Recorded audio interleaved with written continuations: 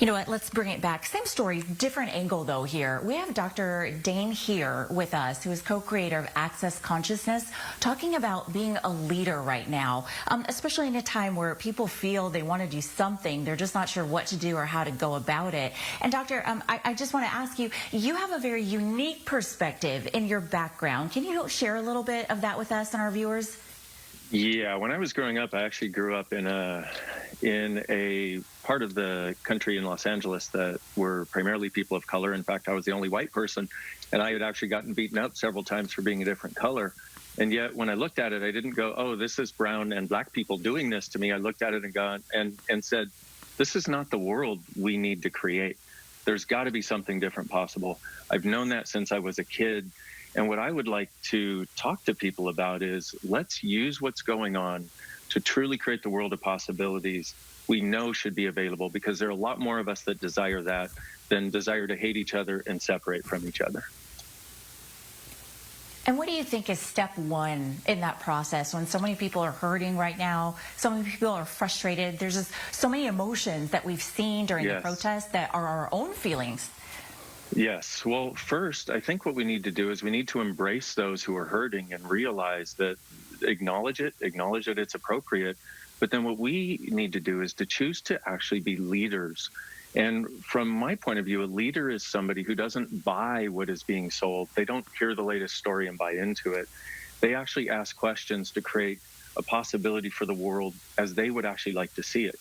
And so part of what that involves is being in the question, for example, of what else is possible?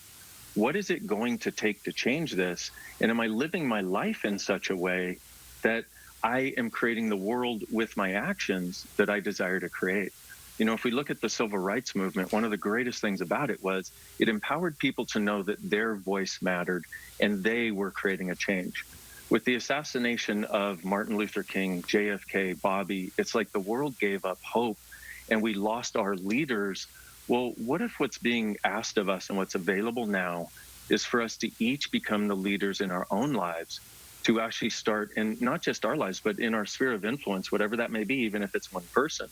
Not that we need to create a movement, but what if we become a movement of one, each of us, saying, hey, I'm going to choose according to the things that are creating the world I would like to see. And when I go into the fight, I'm going to take a moment. I'm going to realize there may be good reasons for it, but instead I'm going to actually choose the path of kindness, the path of vulnerability, and the path of possibilities with my choice. It's so interesting to me, and I appreciate it as a woman of color that you're saying there are experiences that people are having that maybe not everyone is understanding, that we're not all having the same experience, so to open ourselves up to that possibility. So, you know what, talk to me a little bit about having those conversations, because sometimes I think it can be awkward for people from a different background to speak to each other from a different perspective, or to talk to our little ones about what they've been seeing. So true. And what that really requires is a level of vulnerability on our part. And this is where it comes in, where I talk about being the leader. So if you have two people who are sort of uncomfortable because they're of different backgrounds getting together, and one goes, okay, I'm going to be vulnerable. And we've been taught that vulnerability is somehow a weakness. I see it as one of our greatest strengths. And vulnerability is when you don't have the walls and barriers up, and you're willing to be there with the person as a person. It doesn't matter what your color is, or your sex, or your religion, or anything else. These are two people.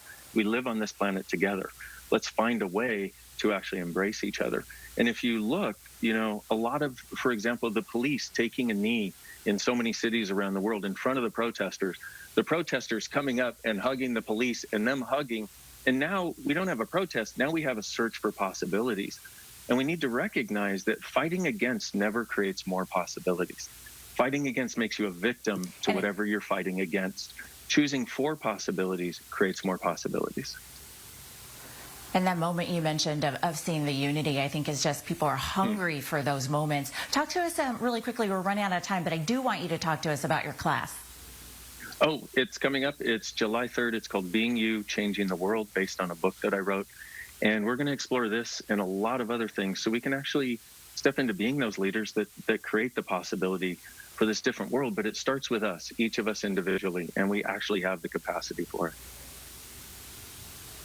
Okay. Thank you so much for taking the time and giving us a unique perspective and a calming voice and some encouragement and inspiration, which I think we all want right now. So thanks for taking the time. It was good to see you virtually. You too. Thanks, Lena.